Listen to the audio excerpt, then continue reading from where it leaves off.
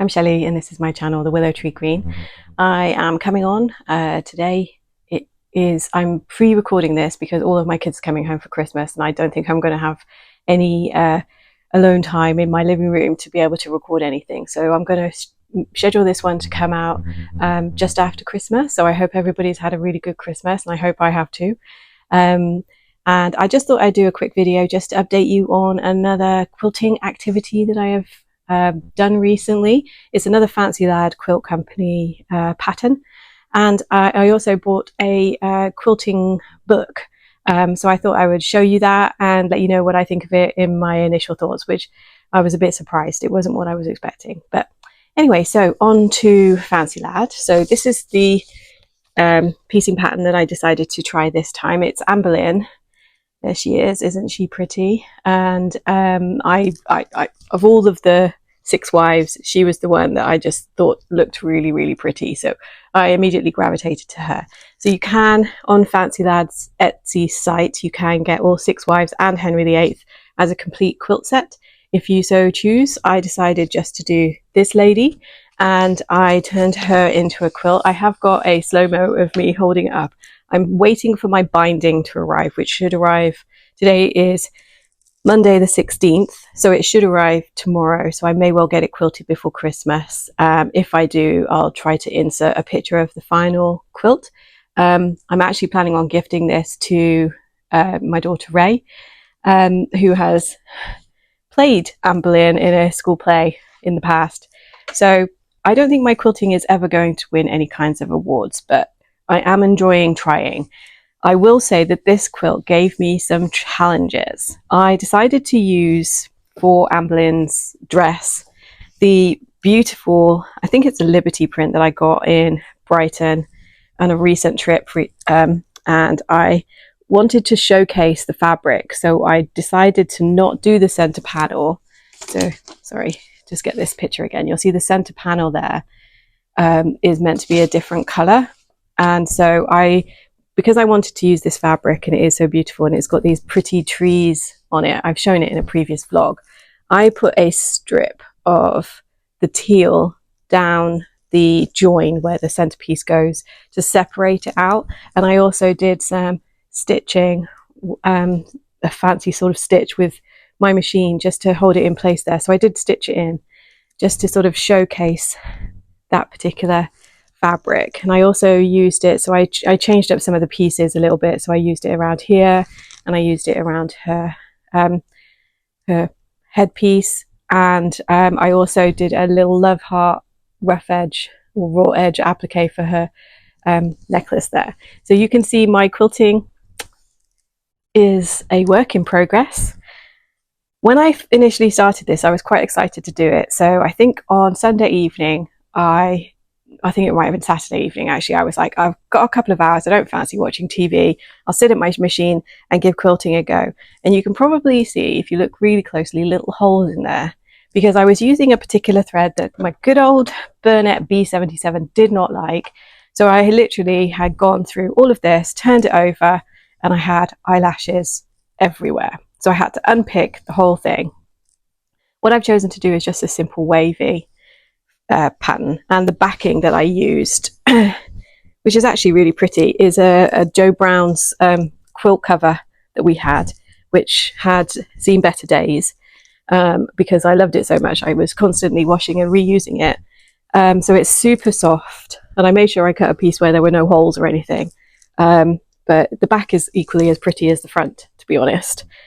But I chose to do a wavy pattern around the borders, which I made in this beautiful Liberty print. And I have not quilted this part. The bit that was worrying me was obviously where I had done the piecing, and the seam allowance is always a 1/4 inch, but sometimes it can be a struggle to even get that. But I was worried it was going to come apart, so I wanted to make sure that I could quilt over it, but also not not take away from her. So I have not quilted the border that I put on her, and I'm sort of reconsidering whether that's the case. And I also used the scraps that I had to create edge, or what are they called? Cornerstones, I think they're called. Some of them are, they're less, they sort of blend in quite well, like that one blends in quite well. The ones at the bottom, I used the border a little bit, so they blend in a little bit less. I was sort of playing around with doing flying geese there. And then on the other corner, we've got another star. And that one's quite, the contrast on those stars, if you do the contrast right, I think they're really effective.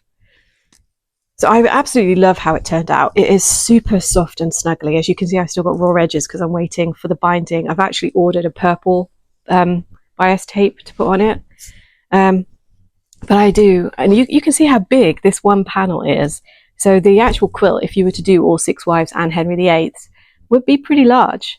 But like I said, I really wanted to showcase this. And from making my dress that I showed in a previous vlog, I had these long, wide strips left. I don't know why, but I was keeping them because I was thinking of trying to turn them into something else. But obviously they're sort of awkward shapes, and these ones were, you can see the orientation. The trees are downwards on both sides.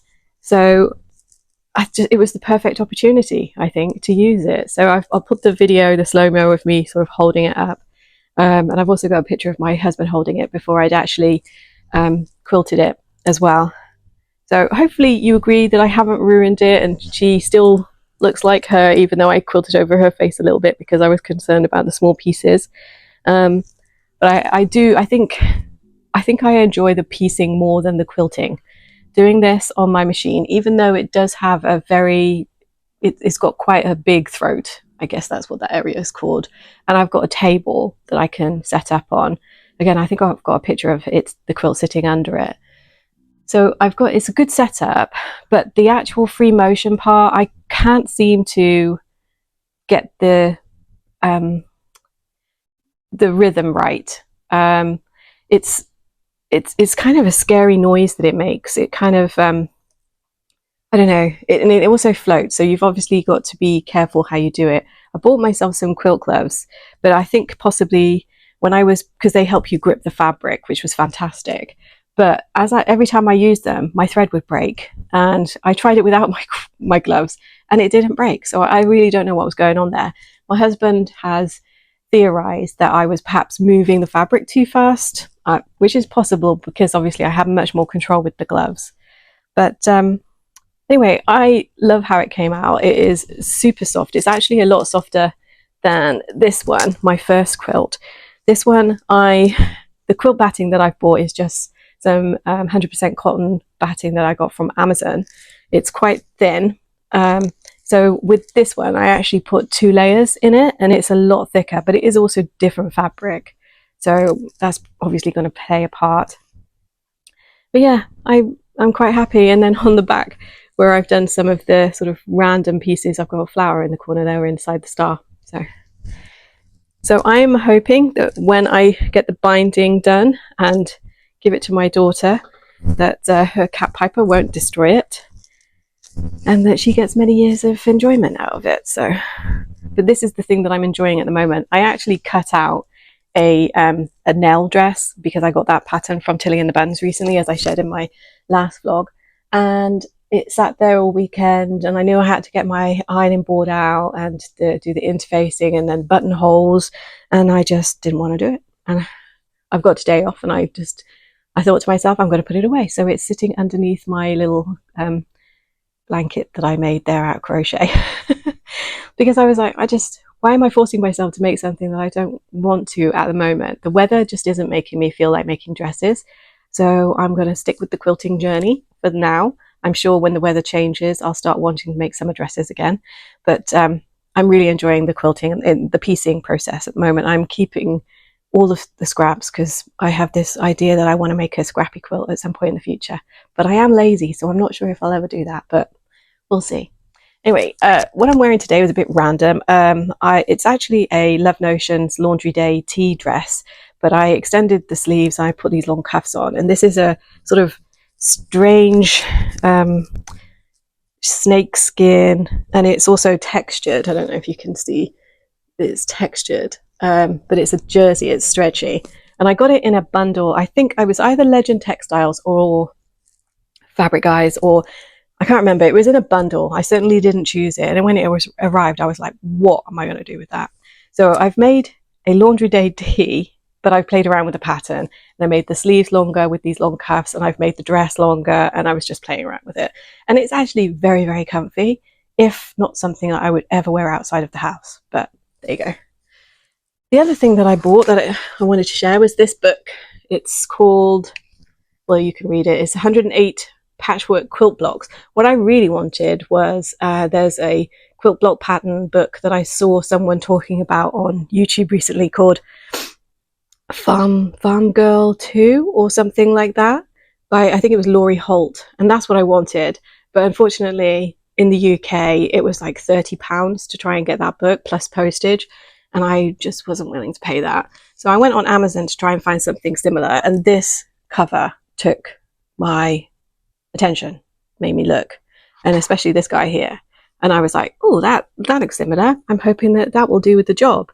Now, I've seen people sort of leafing through the Farm Girl books, and it looks like it's a quilt blocks description that's on a ring binder base so that you can look through it. This one, as I'm looking through it, I'm confused. As a new quilter, I'm not sure how helpful this is, certainly for someone like me. And the quilt blocks themselves are, I mean, this one is the only one that sort of took, well, there's an aeroplane there that you can see, and this house, but there are no instructions. All you get is this line drawing with some lines that I don't really understand, and no dimensions. On the back, it does give you a little bit of instruction on how to piece, but simple things. That one's for making a coaster. There's a 4-bag pouch here. And then there's sort of, it does tell you here how to make the projects, but that's it, a single page of how to make the projects. And so I have to say I was a little bit disappointed. There are some diagrams as well, which I guess you could use as paper piecing, but there are no instructions for paper piecing, and you certainly couldn't cut those. So I'm assuming a lot of it is applique. So I have to say it is the sort of, is a coffee table book that is interesting to flick through, because the fabrics that they've used are stunning, and the designs that they've created are stunning, but from a use perspective, I think this is probably going to sit on my shelf, and I might look at it for inspiration once or twice, but I can't use it. My husband was like, why don't you send it back? And it's like, it's such a hassle to send it back. And I don't think it was that cheap either. But anyway, you live and you learn. But what I really want is that Farm Girl. I want a quilt block pattern book that actually tells me how to make like 10-inch squares or something, or to use a layer cake, or again, this is another thing that I thought was funny. It was all the new terminology that I've learned, like layer cake, charm packs, and you know, a scant 1/4 inch. I was like, what's that? I mean, surely it's just a 1/4 inch. Why are you saying scant? Because it's already scant, but actually that means slightly less than a 1/4 inch. Missouri Star Quilt Company has taught me everything, though. They are the best resource on here. So anyway, this is my little review of this book. It's very beautiful. I will certainly flick through it and admire all the fabrics that they've used and the projects that they've created, but it isn't very helpful for someone like me. There you go.